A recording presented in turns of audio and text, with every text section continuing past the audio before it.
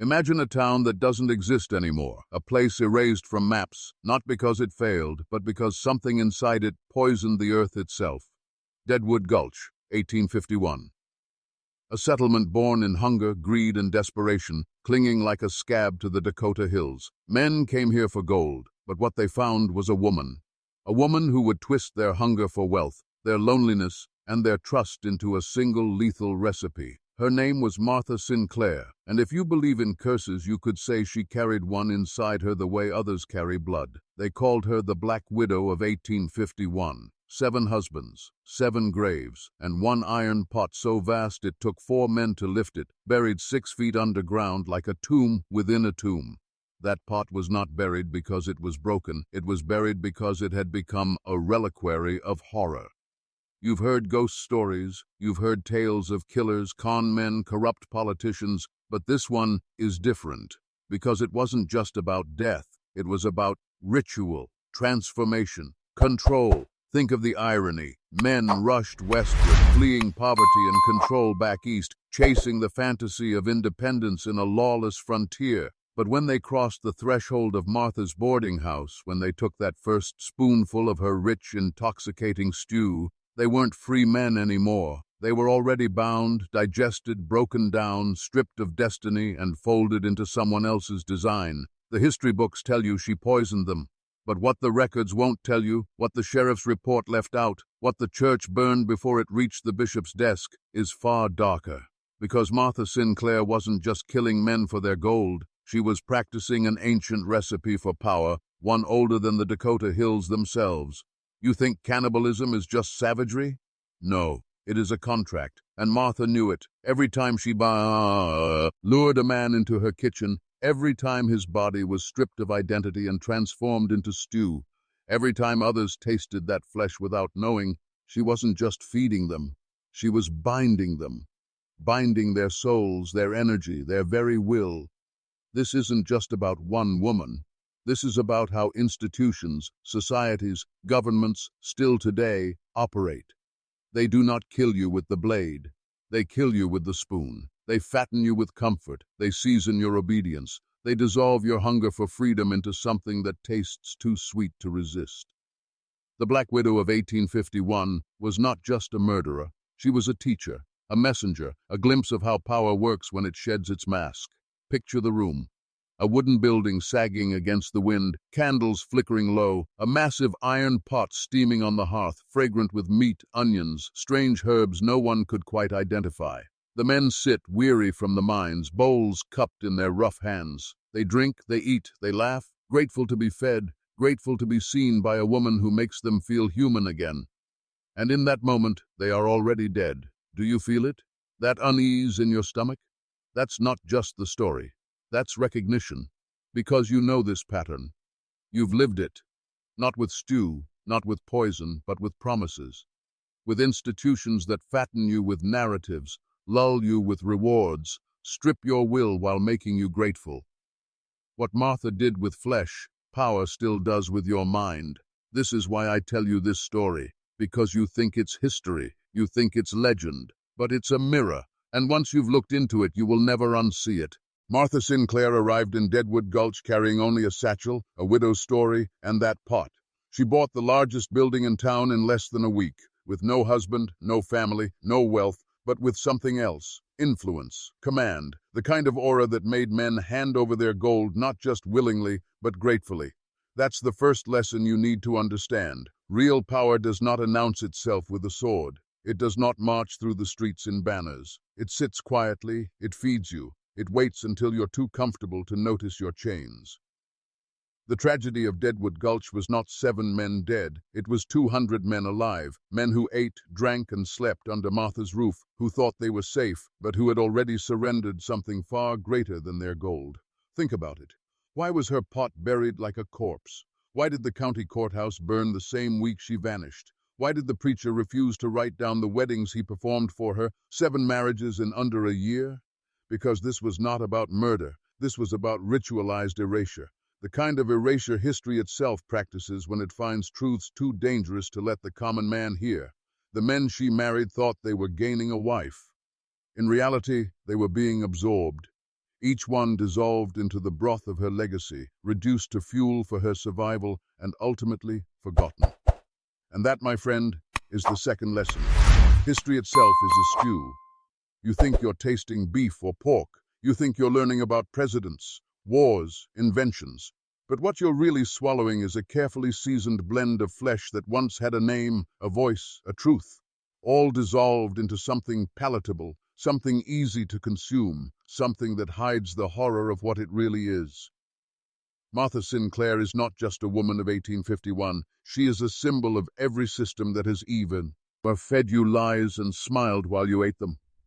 And tonight, I'm pulling you deeper, not just into her kitchen, but into the buried corridors of history itself, the corridors where the true recipes are kept. Recipes for obedience, recipes for control, recipes for power extracted from flesh, mind, and soul. The descent begins here, and once you taste this truth, you'll never be able to go back. You need to understand one thing before I show you the next chamber of this story. Murder is rarely a raw act. It's almost always a curriculum, a sequence of techniques learned, rehearsed, and perfected. In the case of Martha Sinclair, the killing was a practice of architecture. She built a routine, a setting, and a psychology so precise that death arrived like clockwork, and everyone in the room felt it was the most natural thing in the world. She did not begin as a monster. She began as a widow with a story and a skill, the kind of woman who can make a pot sing. The first of her marriages, Samuel Fletcher, the butcher-turned-miner, was not the accident the coroner wrote into his ledger. It was the opening movement of a slow, deliberate symphony. Look at how she worked. Selection, preparation, integration, selection. She chose men who were isolated, proud, carrying something in their pockets that others wanted to believe in: gold, an inheritance, reputation. Isolation made consent easier. Pride made silence convenient. People with something to lose rarely scream, they whisper. Preparation. Before the marriage, before the vows, Martha rearranged the world inside her boarding house. Rooms were cleaned to exacting standards. First, she ensured plausibility. If a miner fell ill and died, there were many plausible causes: contaminated water, bad meat, exposure. Frontier medicine was a tangle of guesses and remedies. A doctor's diagnosis could be as much ritual as a sentence. This is crucial. When reality itself is uncertain, the bar for plausible explanation drops. She folded her crimes into that fog. Second, she managed witnesses. The men in her house were transient. Memories blurred after long days of work and drink. Stories shift to gossip. Gossip is edible.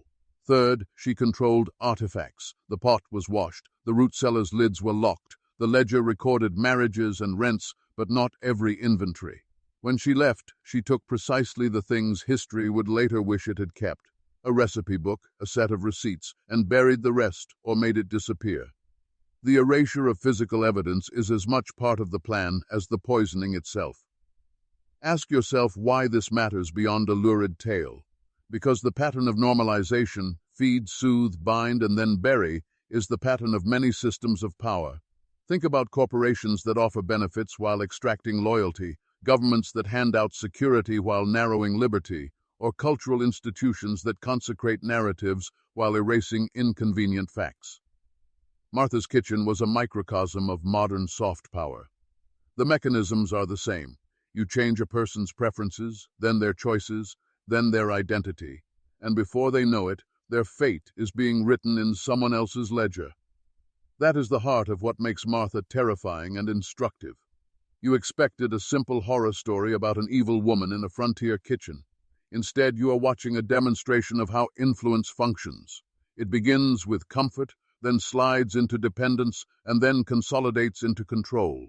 Each husband was not merely a victim, but a vector. His disappearance thickened the stew of complacency in the remaining men. They ate, and they tolerated what could be tolerated. They squinted at anomalies and accepted the easy explanations because easier explanations save time and energy. Institutions rely on that human shortfall. When the construction crew dug up the buried pot decades later, they did not find just cast iron and soot. They found the residue of a system, a thing so ordinary that it had been accepted for generations until someone scraped away the dirt and revealed the seams.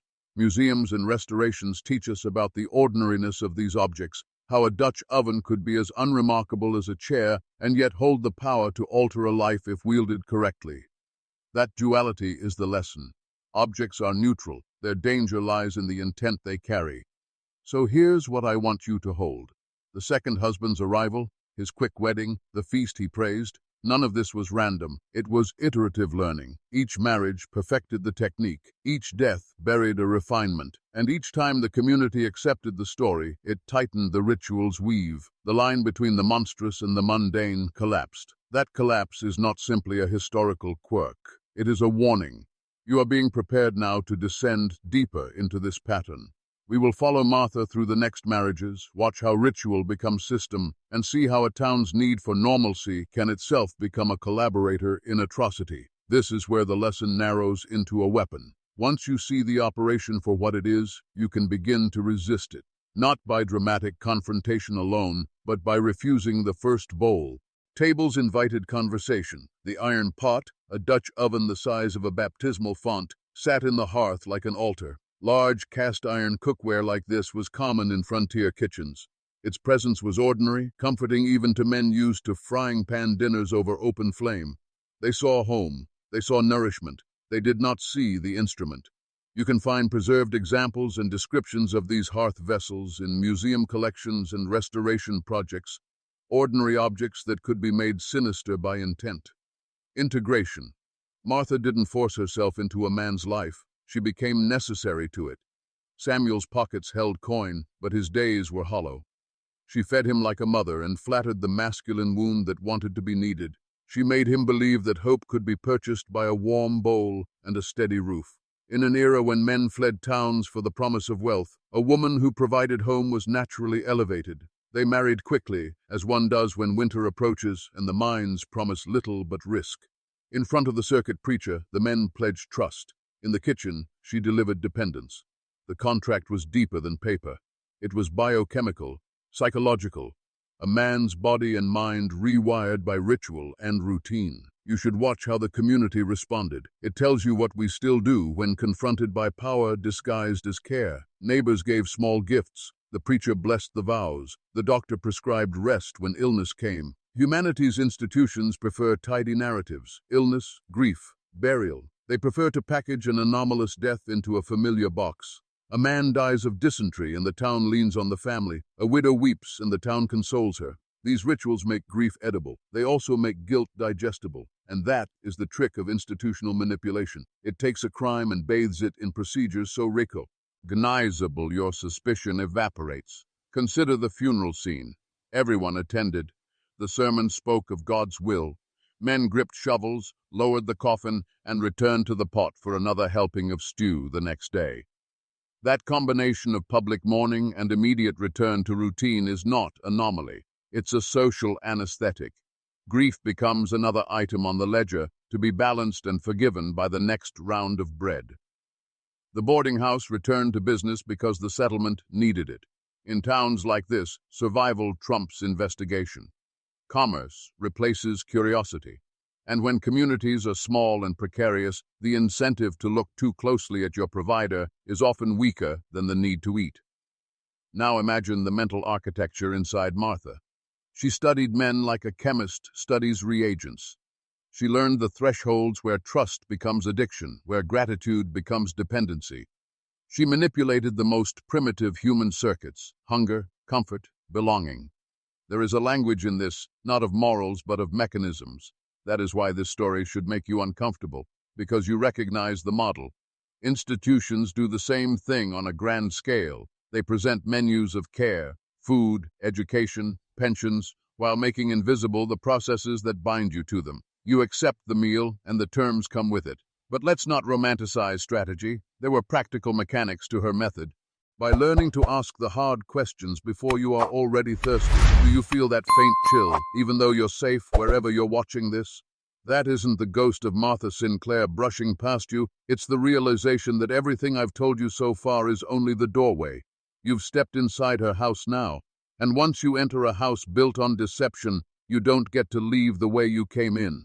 By the time her second husband, Hinrich Stoltz, walked into her life, Martha had already mastered the pattern. Think about it. She had practiced on Samuel, testing the timing of illness, the rhythm of grief, the plausibility of explanation. By Hinrich's arrival, her ritual was sharper, more precise, as if she had rewritten herself into something greater than a mere woman. He was no miner chasing dreams of gold. He was a blacksmith, a builder, a man of permanence. He represented stability, a foundation in a land of tents and broken claims, and that's exactly why Martha chose him. Not because he was weak, but because he was strong. She knew the lesson: absorb strength, and you become stronger. Devour permanence, and you stretch your own survival. The 4th of July wedding was perfect camouflage. Think of the layers: celebration of nationhood, celebration of union, and beneath it all, the quiet sealing of a darker covenant. Martha prepared a feast that every miner in the Gulch remembered. They thought they were celebrating independence, but what they were truly swallowing was dependence. Dependence on her table, her pot, her power. Do you understand the symbolism of that pot? It was never just a cooking vessel. It was a cauldron, an altar, a crucible. Every civilization has known this symbol, the mixing place where identities dissolve, where the many become one substance. In the Norse sagas, cauldrons brewed immortality. In Celtic myth, they granted resurrection. In secret societies, the communal cup binds brothers together in shared fate. Martha twisted that ancient symbol into something unholy. Her pot was the anti-baptism. Once you entered, you never rose again. And here's the horror most men never realized. They weren't just eating meat. They were consuming the men who had come before them. Every feast bound them not only to Martha, but to the flesh of their brothers. This is how power works when it's at its darkest. It doesn't just consume, it makes you complicit. Think of it in today's terms. When you participate in systems you know are corrupt, when you consume what you sense is poisoned but tell yourself it's normal, aren't you swallowing the flesh of those who fell before you? Soldiers, workers, dreamers, dissolved into the broth of progress. You sip the comfort, you nod at the ritual, and you tell yourself you are free. That's the real sickness. Complicity disguised as survival. Now let's go deeper into the mechanics of her recipe. History tells us about mysterious illnesses, about fevers and cramps, about doctors misdiagnosing dysentery. But survivors spoke of something stranger, a metallic aftertaste in the stew, an unnatural heaviness in the limbs, a sleep so deep men woke unable to move. This was no random food poisoning. Martha had knowledge. Where did she learn it? That question has haunted historians. Some claim she learned from traveling doctors back east, that she picked up tinctures and extracts used in apothecaries. Others suggest something darker, that she inherited recipes whispered by immigrant women carrying old-world secrets, roots, powders, herbs not native to Dakota. In frontier towns, kitchen knowledge was survival. But in Martha's hands, it became sorcery. Every drop of poison carried intention. Not enough to kill outright, that would arouse suspicion. Just enough to weaken, to confuse, to blue. The victim becomes pliable, compliant, exhausted. And when death came, it came after he had already surrendered. Tell me, isn't that the blueprint of control itself? You're not destroyed in a single blow. You are softened, fatigued, starved of strength until you're too weak to resist. And then the system finishes you. But here is where the story sharpens into something almost unbearable. After Hinrich, the pattern accelerated. Third husband, fourth, fifth, the town began to murmur. How could one woman lose so many men in such quick succession? How could tragedy visit her door so reliably and yet leave her untouched? The whispers were there, but whispers do not stop rituals. Why not? Because dependency is stronger than suspicion. The town needed her boarding house. They needed her food. They needed her presence to make the wilderness feel less savage. And so the miners, the preachers, the neighbors, they closed their eyes. They ate. They pretended not to taste what was in the stew. Do you see the descent? It's no longer just about Martha. It's about everyone who enabled her. That's the third lesson of this tale. Power is never the act of one monster. It is the silence of many who find comfort in what the monster provides. Let me break it to you straight. You live in the same cycle today. You know institutions lie. You know corporations poison. You know governments exploit. And yet, you eat. You scroll. You comply. Because comfort tastes better than confrontation. That's why this story matters. It's not just history, it's a mirror. Now I want you to pause, right here. Because if you're still watching, it means you're ready for more than entertainment. You're ready for transformation. And to prove it, I want you to comment a phrase that will mark you not just to me, but to yourself. Write this twice, exactly as you see it. I will not eat the stew. Type it, seal it, claim it. Because once you declare it, you're no longer just a consumer of this story. You're a man who refuses the bowl. We are only halfway down the rabbit hole. The next descent will take us into the night Martha vanished, the buried pot, and the truth that even the coroner would not write. That's where the veil thins, and that's where you'll see the connection between her kitchen and the very systems you're living under now. So, will you eat, or will you wake? They buried the pot at night, not because they feared jackals or frost, but because whatever lay inside that iron belly belonged to a secret that had already begun to corrupt everything it touched. Imagine a chilly, moonless hour when the wind crawled across the gulch and the only sounds were the scrape of shovels and the hush of men who had been taught not to ask too many questions. The pot, blackened, heavy, smelling faintly of spice and old blood, was slid into a grave 6 feet deep behind the boarding house. Dirt covered metal, silence swallowed sound, ceremony without prayer. This is where history bends. Official records showed nothing worthy of alarm: a modest excavation to remove a ruined stove, a county worker's inventory noting cast iron cookware lost to time. The local preacher scribbled a line in his journal about a strange sorrow, and the coroner wrote a single word that would become the shield for generations: natural causes. That ledger entry was not an accident. It was an act of institutional theater, a decision made by men who preferred tidy narratives over ugly truths because the alternative forced them to choose between community stability and conscience. Do you know why institutions do that? Because institutions are constructed to avoid friction. They smooth anomalies into the existing fabric so the whole garment doesn't tear. They cover spots with patches, and those patches become permanent. In Deadwood Gulch, those patches were sermons, ledgers, and polite silences. They were the townsmen who returned to the supper table the day after Samuel's burial and ate like men who had not looked into the coffin closely enough to notice the stones inside. They were the sheriff who had more to lose if the settlement collapsed than if a single widow suffered too much grief. The pot was more than iron, it was leverage. Concealing it preserved a way of life. Revealing it would demand reparation none of them could afford. The night of the burial, Martha Sinclair did not watch. She was gone.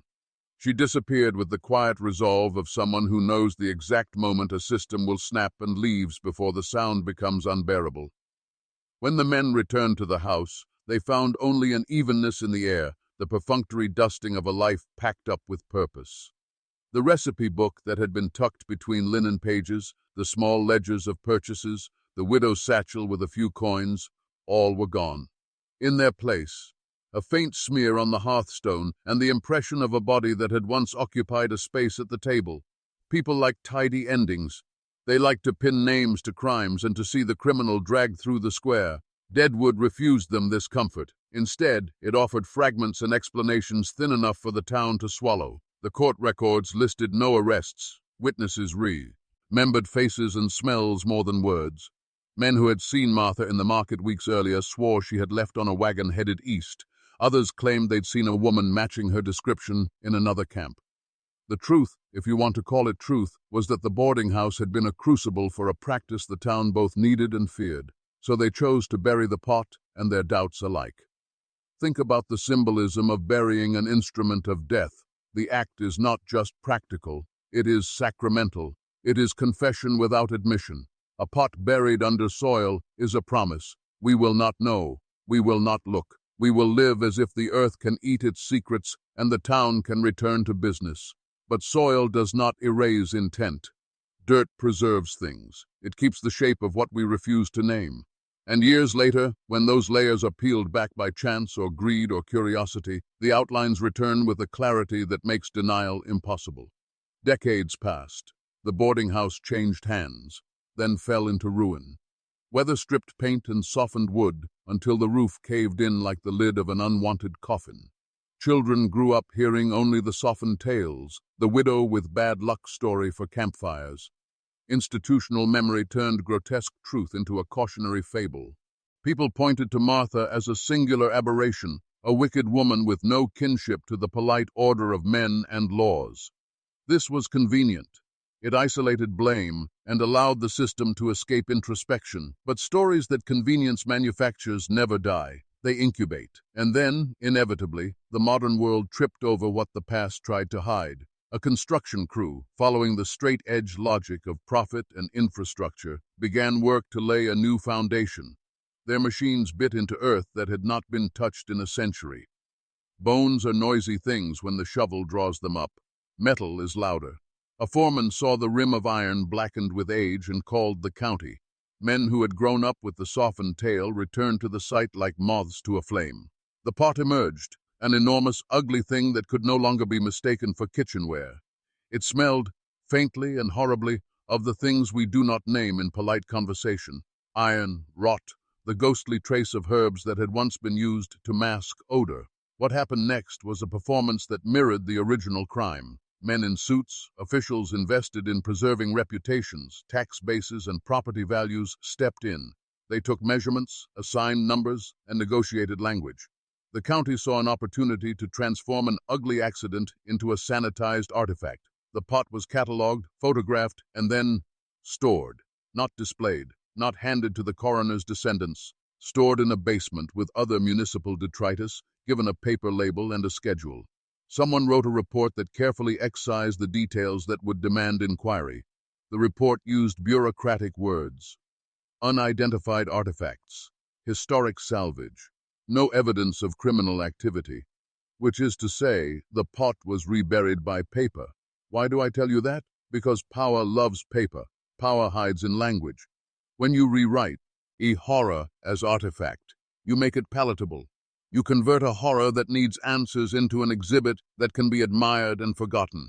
That's institutional alchemy. Turn blood into a footnote, guilt into a ledger entry, complicity into an archival reference. The modern men who fingerprinted that pot were performing the same ritual as the men who had shoveled dirt over it 100 years before, only now the dirt was legalese. But there were other reactions, less controlled, more inevitable. Word spread beyond the town. A journalist on assignment smelled the story and took notes.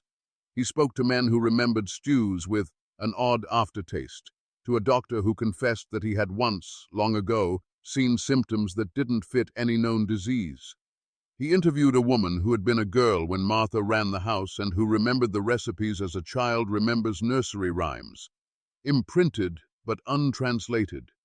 These fragments assembled into a picture that made modern sensibilities bristle. A pattern, not a one-off. A system, not madness. And yet, even as the journalist typed his copy, editors fought to temper the language. Sensational claims sell, but lawsuits cost. The story languished in edits and then in legal review until it was rendered into a palatable, human interest piece. A headline softened the blade. There are two truths here. One is the truth of events, the pot, the marriages, the deaths, the burial. The other is the truth of reaction, how people, institutions, and systems respond when confronted with an anomaly that threatens their comfort. The response in Deadwood's case was not unique. It was mechanistic. Hide, sanitize, reclassify, and move on. All the while, the moral calculus shifted. What once would have demanded investigation became a historical curiosity. The town could now speak of Martha Sinclair without looking at the stain on its own hands. This is the parus. Is of the tale that should chill you the most. Historical amnesia is not accidental. It is cultivated. It grows where people find it easier to say, "we didn't know," than to say, "we allowed." It flourishes when the cost of truth is too high to bear, and when comfort outweighs conscience. And it lives in your world today in subtler forms. In reports that omit inconvenient facts, in studies that are funded to reach desired conclusions, in public statements dressed as transparency but designed to contain inquiry. So, when you stand now at this midpoint of the story, ask yourself, who buried your pots? Where in your life are you eating from an iron kettle someone told you was harmless? What have you accepted because it keeps you fed and warm and afraid to demand more? The pot's excavation was a kind of summons. It demanded that someone look, but the look itself was diverted, negotiated, and softened by those who knew the stakes. This is how systems survive, not by convincing you they are benevolent, but by ensuring you are compliant enough to let them continue. The pot was a relic, yes, but it was also a lesson carved from soot. Concealment protects institutions, exposure threatens them. Words are sharper than knives when they're placed in the right hands, and after the pot resurfaced, words became the only battlefield left. Imagine this: 100-year-old cauldron, black with soot and mystery, dragged out of the ground, too heavy for two men to lift, stinking of iron and rot. A discovery like that should have torn the roof off the courthouse and forced the truth into daylight.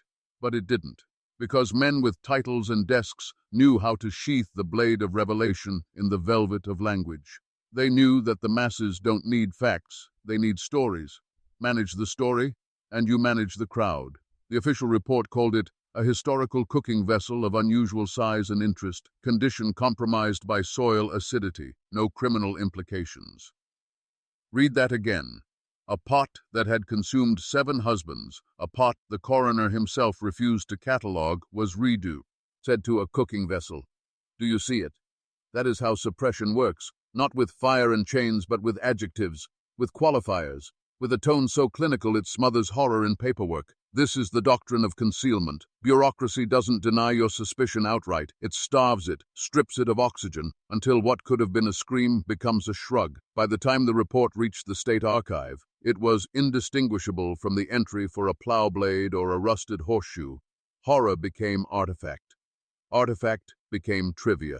And that is not just history, it is a blueprint for how institutions handle everything they cannot afford to explain. When soldiers vanish in secret operations, the phrase becomes lost in the line of duty. When money disappears into black budgets, it is filed under classified expenditures. When experiments twist human lives into grotesque shapes, the ledger reads, subject terminated, unforeseen complications. The truth isn't erased, it's wrapped in sterile words, buried under legal phrases until no one has the courage to dig it up again. The case of Martha Sinclair shows you the birth of that machinery in miniature. Her pot was never just iron. It was evidence of 2 things at once: personal monstrosity and collective compliance. And that's why it had to be buried twice, once in soil, once in language. Consider the coroner, a man bound by oath to tell the truth of death. Yet when he saw what lay inside that pot, fragments that did not match livestock, residues that resisted explanation, he shut his ledger and refused to write the report. He said nothing. Silence became his verdict. But why? Out of fear? Out of loyalty? Or out of recognition that the system would never let his words breathe? This is the 4th lesson of Martha's tale. Silence is the most powerful ink. When silence is chosen at the top, it bleeds downward into the community, and soon everyone is speaking half-truths. That's why the pot's story lingered as a ghost, never a headline. Think carefully about this. How many truths in your own world have been smothered this way? How many stories are softened before they reach your ears?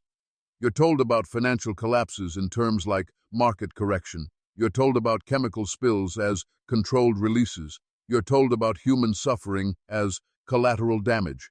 These are Martha's recipes, scaled up and institutionalized. But there's more. Beyond the reports, beyond the ledgers, something darker was whispered. Men who worked on the excavation spoke privately of bones. Not full skeletons, no, just shards, fragments, pieces that looked too smooth, too round, too human to be explained away as deer or ox. And here's the chilling part. The fragments were not catalogued. They were carried off quietly in crates labeled organic material. After that, no one knows. Were they incinerated, hidden, studied? That silence is the echo of the same system that once fed from her table. Protect the community from scandal. Protect the narrative from collapse. Protect the machine of order, even if it means becoming complicit in its lie. And here is where you must face the truth. Suppression is not passive. It is active. It is engineered. Institutions erase to protect themselves, not you. They bury, they rename, they lock files in cabinets because they know a crowd that sees the truth might rise up and demand blood. Better to pacify you with historic artifact than awaken you to ritual murder. But once you glimpse this process, you can't unsee it. You begin to know, tice the pattern everywhere. Look at the language in your news. Listen to the phrases spoken by officials. Study the way violence is disguised in the grammar of civility. Every time you hear ongoing investigation, pending review, inconclusive findings, you should see the hands of those shoveling dirt back over the pot. Now let's return to Martha. Why did she vanish so cleanly? Why were her records missing, her recipe book gone, her movements after 1851 erased? Because she understood the principle before the town did. Erase the trail, control the story. And isn't that what the powerful do in every era? They vanish into new names, new identities, new offices. They leave you with fragments and legends while they continue the ritual in another form. What if I told you the suppression around Martha's pot was not just about saving a town's reputation? What if it was about preserving a blueprint? Because the techniques she used, dependency, complicity, erasure, did not die with her. They were too useful, too powerful. They were picked up, refined, scaled, and embedded into systems that outlived her by centuries. Her pot was a prototype. Your world is the perfected model. So ask yourself, when the truth is softened, when language sterilizes horror, when silence descends on an anomaly that should shake the earth, are you being protected or prepared? The deeper you descend, the harder it becomes to tell the difference between history and design. You've been told that Martha Sinclair vanished in 1851, that she simply disappeared after her seventh husband died and her boarding house emptied. But disappearance is never random. It is the oldest trick in the Book of Power. Erase one name, one woman, one face, and the system survives intact. But traces always bleed through the cracks if you know where to look. One of those traces flickered 3 states away in Hartford, Connecticut, 1838. 13 years earlier, a wedding filled with candles and laughter turned to horror when the bride herself collapsed before the vows were complete. Guests reported her face going gray, lips turning blue, foam spilling from her mouth as her body convulsed on the church floor. Panic swept the congregation. The official word, poisoned wine, an accident. But the whispers said otherwise. You see, the wine had been poured from a bottle only the bride touched. The toast was raised only when she lifted her glass. And here's the part that history chose not to remember. The cook who prepared the wedding feast was a widow from Missouri, a woman who arrived weeks earlier, traveling alone, carrying with her a peculiar iron pot and a satchel of spices strangers said smelled foreign, acrid, unforgettable. The cook's name? The record is smudged, almost deliberately, but fragments suggest a woman in her 30s with streaks of premature gray, eyes that avoided direct contact, hands darkened from years of working with fire. The details echo like a ghost, the iron pot, the gray hair, the strange smile. Was this the same woman who would later become Martha Sinclair in Deadwood Gulch? Or was it someone trained in the same craft, wearing the same mask? The tragedy in Hartford was smoothed over quickly. The newspapers called it an unfortunate accident, blamed on spoiled wine, even though no one else who drank from the same cask fell ill. The bride was buried quietly, the feast uneaten, the guests sworn to silence. But silence never holds forever. Some whispered that the cook disappeared the very night of the poisoning, the iron pot missing with her. She was seen weeks later, boarding a wagon train heading west. Now pause and think. The Hartford poisoning in 1838, the Deadwood killings in 1851. 2 events, separated by distance and time, yet bound by the same symbols, a widow, an iron pot, a feast that became a grave. Do you really believe that's coincidence? Or is it evidence of a pattern too dangerous for polite society to admit? This is the revelation you were never meant to face. Some tragedies are not isolated at all. They are rehearsals, experiments, blueprints. Each new town is a new stage. Each disappearance is not an ending, but a reset.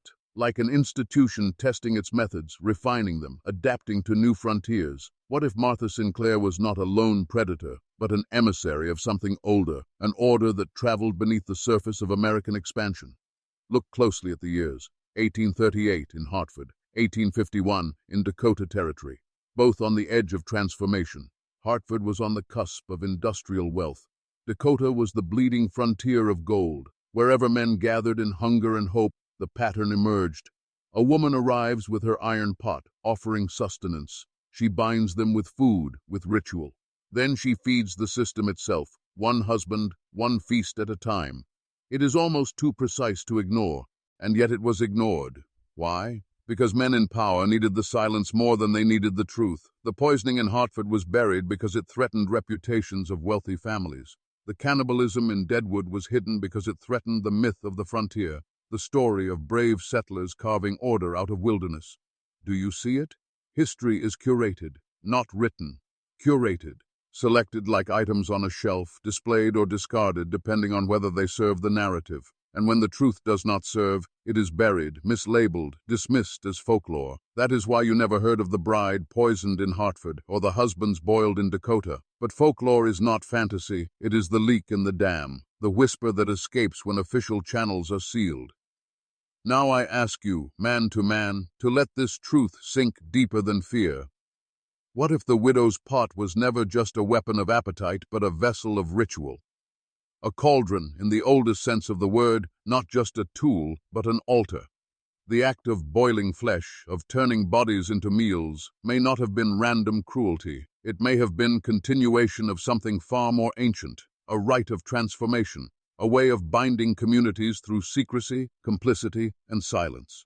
This is where you must look into the mirror, because once you see the pattern, you cannot return to ignorance. Once you recognize the repetition, you must ask, where else has the pot appeared?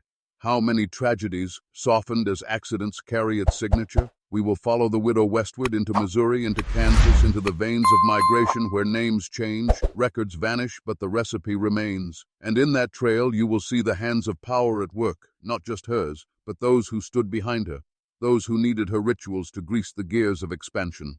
But before we continue deeper, I want you to write. Tag in the comments now, twice, this phrase, the pot remembers. Once to declare that you see the truth, and once to anchor it inside you so the algorithm, the crowd, the very system that tries to bury this story cannot silence it again. Say it twice. The pot remembers.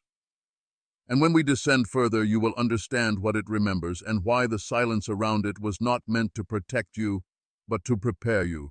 You wanted to follow the trail. Here it is, grimy, crooked, and lined with the footprints of men who thought they were the authors of their own destinies. Martha Sinclair's story does not stop in one gulch or a single cemetery.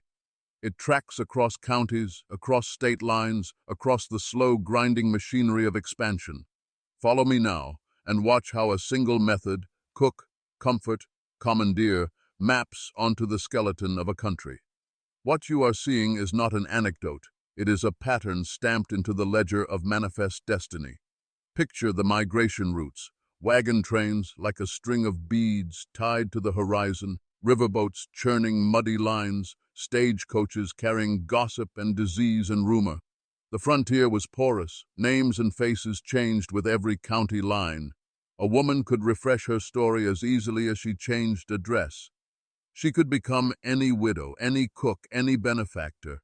In a world without social media and with spotty record-keeping, identity was fungible. That fungibility is the first tool in this method's kit. Disappear at one town, materialize in another. A new ledger, a new congregation, a new altar. Martha, or the woman who wore her name, moved like a shadow across that landscape. In each new place, she arrived plain. A widow carrying pots, a recipe book, the kind of steady eyes that made a man feel safe for the first time since he left home. She offered a roof and hot food in places where both were scarce.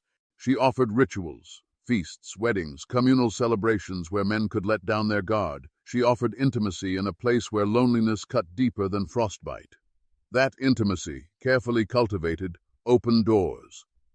Notice how her method adapted to context. In cities, Hartford, Boston, her arrival could be concealed among the bustle.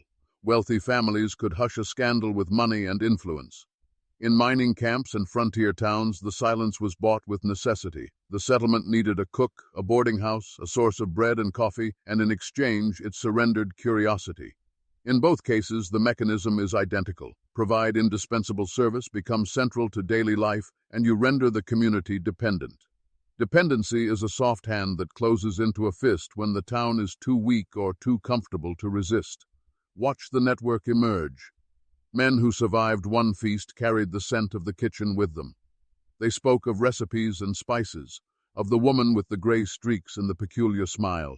Those stories traveled with gold, with letters home, with hired hands moving from claim to claim. Word of a dependable cook spread like any useful intel, except that the intel masked a ritual. New communities welcomed the woman who cooked like civilization had arrived. They did not ask about the empty graves behind the boarding house. They did not demand ledgers of inventory. They were grateful that someone else was doing the work they could not. And gratitude is a leash. This is the insidiousness you must see. The method thrives where institutions are weak. Wherever governance is thin, where law is slow or corruptible, where journalists are itinerant, where doctors are amateur and preachers are pragmatic, the pattern spreads. It mutates to fit the ecology. In a railroad town, it might be a boarding house. In a river settlement, a cook on a steamboat. And the instrument remains the same, a pot, a recipe, a ritualized feast. The ritual binds men not only to the woman but to each other because complicity is contagious. The man who eats cannot easily accuse the man who shares his bowl. Accusation becomes self-incrimination. Now look at the larger architecture. Expansion itself required families and workers to cross moral thresholds in the name of progress. Governments rewarded settlers, investors funded railroads, and newspapers lauded pioneers. The machinery of expansion needed a lubricant, social trust. Martha's feasts created that trust, knitting communities together over the very thing that masked the crime. In this sense, she, whoever she truly was, acted as an operative for a broader system. Her method did not oppose expansion. It facilitated it by smoothing social friction. That makes her both monstrous and perversely useful to the very project that would later sanitize her crimes. Consider how language transformed aftermath into folklore. A death here, a funeral there, these small tragedies aggregated into a culture of deferred attention. Frontier communities became practiced at filing away anomalies under categories like miners' misfortunes or tragic disease. Every time they did, the pattern hardened into an invisible infrastructure of allowance. That allowed methods like Martha's to reproduce unchecked. Over decades, rituals that began as isolated horrors could be replicated thousands of times under different names, with different faces, always leveraging the same human weaknesses: hunger, loneliness, and the desire for order. But networks need maintenance. The woman couldn't operate alone forever. Records would catch up, or a stranger would notice, or a remorseful witness would speak. So the method included contingencies, relocation, reinvention, and the selective use of violence. Sometimes a body was buried quietly and replaced with rocks in a coffin. Sometimes an official ledger would miss a line or a doctor would forget a signature. Other times, men of influence would step in to seal mouths with a promise of stability. You must understand this. The system was not just social. It involved local power brokers who found the cost of truth greater than the cost of quiet. That is institutionalism at work. Now think about replication on an ideological scale. Martha's practice is a dark mirror of how systems of control operate in plain sight, offer benefits, normalize dependence, obscure truth. The mechanism extends beyond kitchens into corporations that feed you ads while mining your attention, into governments that trade liberty for security, into communities that protect their image at the expense of victims. Once you see one instance, the pot in Deadwood, you will begin to see it everywhere. The pattern is not a relic, it is a lens. So what do we do with this knowledge? First, recognize the signs. Indispensable service offered too quickly, community gratitude that shuts down curiosity, language that reframes horror as artifact. Second, demand records. Force institutions to produce ledgers, inventories, receipts. Paperwork is the weak point of concealment. Third, cultivate networks of accountability that cross borders. Journalists, doctors, and itinerant witnesses who can compare notes rather than accept the local story as gospel. Martha's method relied on isolation and silence. You dismantle it with connection and persistence. Before we move deeper into this network, Before we trace the paper trails that show where towns chose comfort over inquiry, remember this. The method that consumed 7 men in a pot is not merely historical horror. It is a living lesson in the anatomy of power. It reveals how dependence is manufactured, how complicity is grown, and how systems protect themselves by burying what cannot be justified. Handwriting, ink on parchment. That's where the ghosts hide, not in folklore, not in rumor, but in the neat little lines left by clerks who thought to, hey, we're recording normal life. That is where you catch the faint reflection of a shadow that was never supposed to be seen. Let's go back to Hartford, 1838. The Poisoned Bride. Look at the marriage register carefully, not the bold names of bride and groom, but the witness column. There should have been 3 names, as was customary. Instead, there are 2, and between them, a blank line, a gap. Some archivist later scribbled N.A. over the space, as though pretending it had always been empty. But ink doesn't lie. Under magnification, faint impressions of letters press into the page, scratched out, erased. The name began with M. The second letter was A. The surname? Too blurred, but one letter is certain, S. Was it Sinclair? Was it something older, before Sinclair was adopted? Move forward to 1851 Dakota Territory. The boarding house ledger still exists, though brittle and smudged. Guests' names are listed in shaky handwriting, payments noted. But here's the strange thing. 3 entries are written in a different hand, firmer, more deliberate, almost like calligraphy compared to the scrawl around it. These entries correspond to 3 of Martha's husbands. Why were their names written differently? Did she enter them herself? Did she keep her own account inside the official ledger, asserting her authority over those chosen? Now consider Missouri, the stopover between.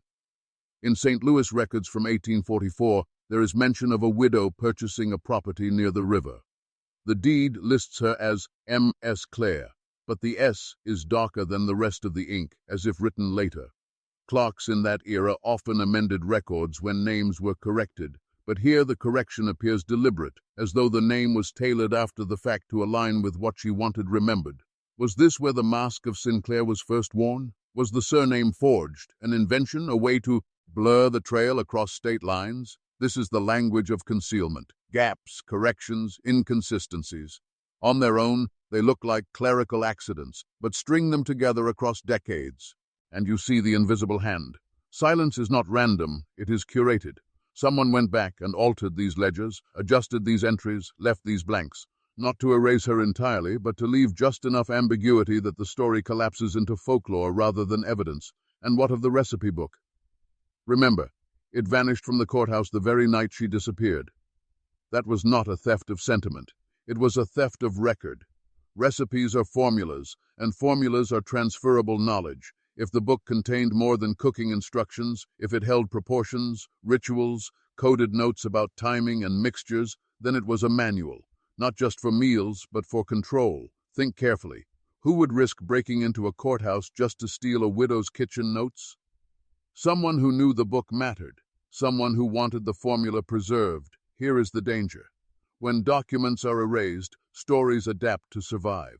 They change shape, become whispers. That's why you must learn to read the margins.